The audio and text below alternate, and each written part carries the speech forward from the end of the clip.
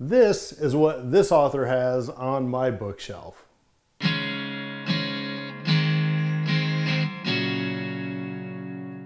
One of my viewers, who is also an author, told me it'd be interesting to see a video on what books I have on my shelf, since you can always kind of see a few of them from the videos. So here we go, and this is in no particular order. I'm just going to go right down the list here, and there's not a lot of them, so don't worry. The first one is Why Do We Say That?, which is also the newest book that I have. A buddy of mine and I were talking about different sayings and the origins of them, and so he sent me this book just a month ago or so, and I've just started to read it, but it is kind of interesting just as in the study of the English language and all these sayings that we have that don't always make a lot of sense, but it's kind of interesting to see the origins and where they come from. The next one is Calm Within the Storm, and this was a book where I actually saw the author give a little presentation. I liked her story, reached out to her, and we did kind of an author swap thing. It's probably the most recent book I've actually read cover to cover that wasn't my own, but she does have a good backstory, and it's definitely one of these kind of self-improvement, growth, and, you know, just getting through life kind of books. Good book though. Die with Zero is next. This book was also a gift because I'd been talking with a buddy about the whole concept, especially with my health and that, of trying to basically spend everything I have before I leave this planet. And so he sent me this book. It actually goes through, and it's written by an engineer from Iowa, which, as you know, I also am an engineer from Iowa. But he kind of goes through and makes a lot of little graphs and stuff to try to demonstrate just this whole concept of, you know, end at zero. You make your money, you spend it, but you give it away what you want to and that, and at the end of it, you have zero. So that's kind of my goal, but a lot of these things are kind of concepts I've had in my mind, but it's kind of interesting to see it and formalized in a book like this. The next three I'm going to cover as a group because they were all a gift. The first one is Hikes with Dogs in the Texas Hill Country. Next one is The Texas Dog Lover's Companion. And the next is Doing Texas with Your Pooch. And these three were a gift from Sunshine Sister years ago. Just a gift with a whole bunch of information on different things you can do with your dog in the state of Texas. The next one is Supercharged. And this book was also a gift. This one is actually from Dad. And it has a lot of information about superchargers, and you can see from the cover it gets into some pretty heavy engineering, but it's something that we talked about because at the time I was thinking about putting a supercharger on the GTO, and he was looking at a similar project back home. I did not end up putting a supercharger on the GTO. I sold it to a guy that was going to put a turbo on it, I believe, and I did end up buying a CTS-V that does have a supercharger on it. The next book is The Gunfighters, and this was a series of some books that I had, I mean, since childhood I've had these, and it was March of 1981 I got this. Super interesting book, loved this as a kid. I'm sure it was something that Mom and Dad got for me to get me interested in history a little bit more. There are some pretty graphic pictures in here for a kid barely starting elementary school, but a lot of cool gun history and things like the OK Corral and Wyatt Earp and Doc Holliday and all that, but I love the old photos and stuff in it. The next book is I Am Jesse James. Actually had the pleasure of being able to shake this man's hand when I was in Long Beach for a trip right before I started, or as I was starting my motorcycle shop in Florida. So bought this, and it's more of a picture book, but obviously I was very interested in seeing the styles of bike and what he was building and some of the, you know, art that went into these beautiful machines as I started doing it. You can see he was already into guns back here, even before he started Jesse James Firearms up in Austin. Something I had a lot of fun looking at. Probably didn't read as much of the words so much as look at the pictures. The next is Motley, Crue, Dirt. Definitely one of my favorite books I've ever read. I'm one of those guys that love guitar but never made it to rock star, but you know, we partied like we were for a lot of those years, and so it's really cool just to see these adventures these guys have been in. And you know, this is way before the movie Dirt came out on Netflix here just a couple of years ago, I think that came out, but the movie actually stays pretty close to the book, but very entertaining for sure. And I know this is one of those books that as a young person I was supposed to read and say, oh, that's a terrible way to live and I should stay away from that. But admittedly, I read it with some envy. Arriba, a Spanish book. I think I actually bought this from my sister after she was done with it in a college class. Not positive of that, but anyway, there was a period where I was getting back into learning some Spanish and bought this from her with good intentions. The next three were a package: German, How to Speak and Write, Scheiße, the real German you will never be taught in school, and Dirty German. This was a package from my other little sister who had me play guitar and sing, yes, sing, at her wedding. So as a gift for having played at her wedding, she bought me this German learning package. There might have been some DVDs with it too. I can't remember for sure now because it's been a while. And in the language section of the bookshelf, here are the Hundekommands, basically the cheat sheet to take to the kennel because we taught the dog German commands. And this is the set list in both German and English for the Rammstein concert. So Sunshine and I went to New York City for one day shortly after moving to Texas, and we went to see Rammstein at the Garden. First time they'd played in like 10 years, I believe. So I was already learning German from those books, and what I did was printed out translations for all the German lyrics and the English lyrics so that I could memorize the words to the songs, but also actually know what they mean. And believe it or not, this was probably more helpful than book study for learning German. It's the same reason you teach kids the alphabet in a song instead of just teaching them the letters. It may not be the most polite German to learn, but man, it's some good music though. The next is a book that was also a gift. It was a guy that I knew in Florida through the bike shop, and he had actually put together the short stories, tall tales, and hearsay based on his years with his father before he died. And in line with the Motley Crue book, I also picked up the Marilyn Manson autobiography. As you can imagine, this was a fairly disturbing book at times to read. I think it's very easy for people to look at someone like Marilyn Manson and think idiot or just a drug addict or whatever, and not that he's shy about his drug use, but if you've read the book or seen him in some of these interviews, he's actually highly, highly intelligent.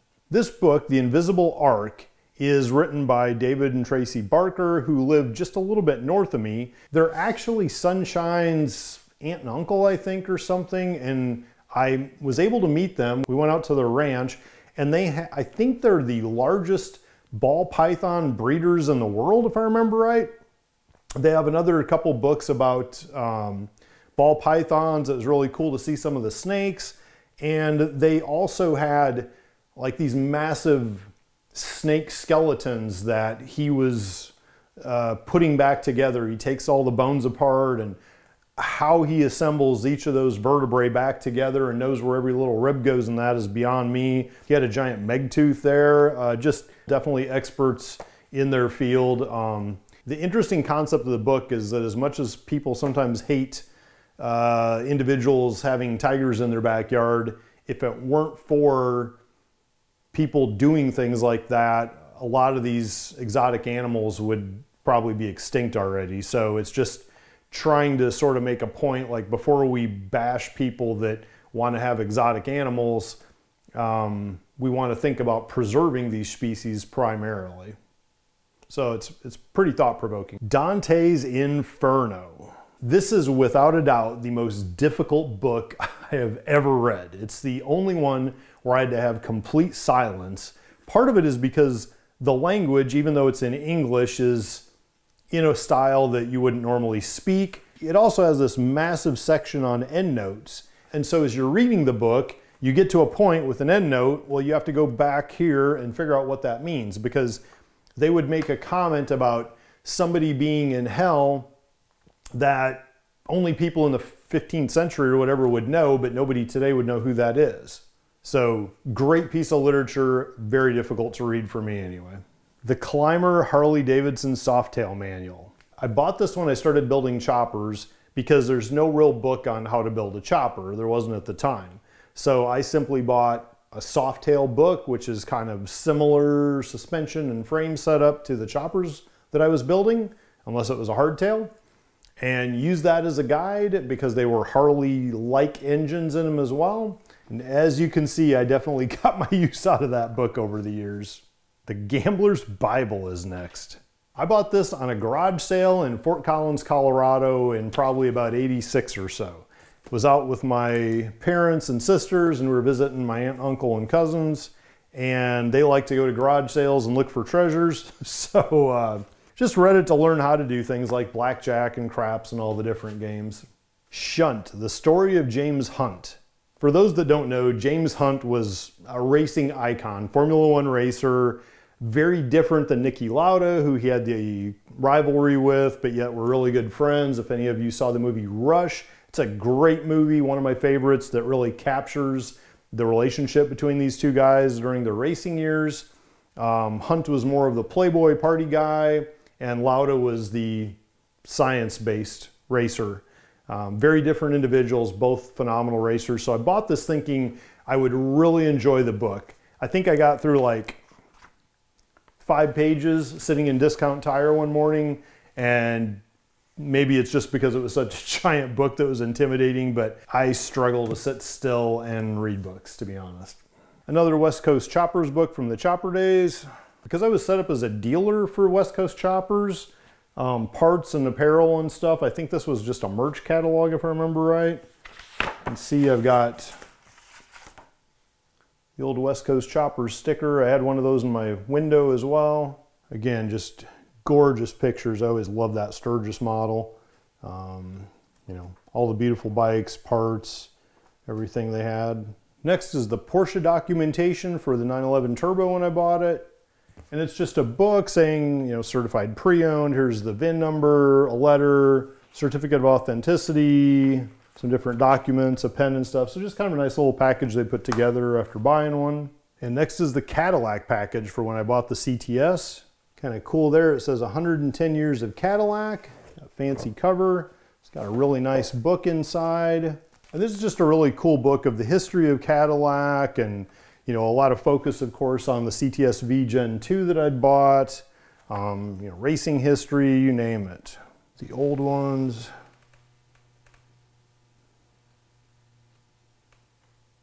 And there's Cadillac Ranch for us Texans.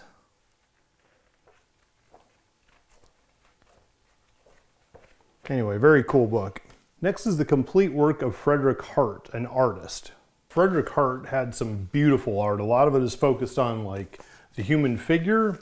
He has some beautiful acrylic art, a lot of these large bronze structures, just amazing work. Arnold's Encyclopedia of Bodybuilding. I read this when I was like 18 years old. The guy was really ahead of his time. A lot of the things that he talked about in this, we kind of take for granted now, but a great reference for someone getting into bodybuilding like I was at that time. And I liked it so much that I went out and bought the second one when it came out. And they did a nice job of updating with, you know, better pictures and a little bit more information, but a lot of the basic principles are still there. This is Ed Bolian's book, For the Record, which you can see has been autographed by him personally for me. This is Ed's book about breaking the Cannonball Run record back in 2013, which was shortly before I set my cross-country motorcycle record. This is Richard Rawlings' book, Fast and Loud, which is not only about his Gas Monkey Garage history, but also he and his buddy at one time thought they'd set the cross-country Cannonball Run record as well. This is Alex Roy's book, The Driver. Unfortunately for Richard, Alex Roy actually had the record but hadn't publicized it yet. So this was the book and his movie based on the book that sort of gave me the idea to start thinking about doing my cross-country motorcycle record. This is Brock Yates' book, Cannonball. Brock Yates was the pioneer that led our cross-country craze, and this is his book. He's also obviously the inspiration for things like the Cannonball Run movies. No, this one is not about a cross-country speed record. This is actually a book, An Essential Guide to Wellness. And this was written by a good friend of mine, Jason Schottel, down in Port Orange, Florida, who does my stem cell treatments. These are 2 different editions of my first book, Bouncing Off Guardrails. This was the first edition, and this is the most recent one. It's actually a proof. You can see it says not for resale on it. But this was the most recent edition I published. A little bit different, made it more readable inside, and updated the cover so I can tell the difference between the two. And this was primarily about going through the first open heart surgery. This is a hardcover version of No Limits, No Regrets, my second book. Having learned a lot through writing Bouncing Off Guardrails, this, my second book, is probably a lot better written, and it picks up where the other one left off and covers my plan and execution of becoming the fastest person in the world to ride a motorcycle coast to coast across America. And this is my most recent book, Sunshine Among the Clouds.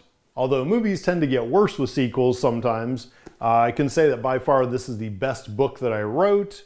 It's actually no cussing, believe it or not, even in this one, unlike the other two. But it goes through having lost sunshine to cancer and gives two very different written perspectives on my life. And at the very end, it ties it all together to show the importance of positive perspective. So it's definitely a different feel to it than the others, and definitely better written. And that is what is on this author's bookshelf. If you haven't done so, please click the link below to subscribe to the channel. Click the little bell for alarms when new videos come out. Check out the YCC merch store to see if there's anything you like, and let's use casual sense.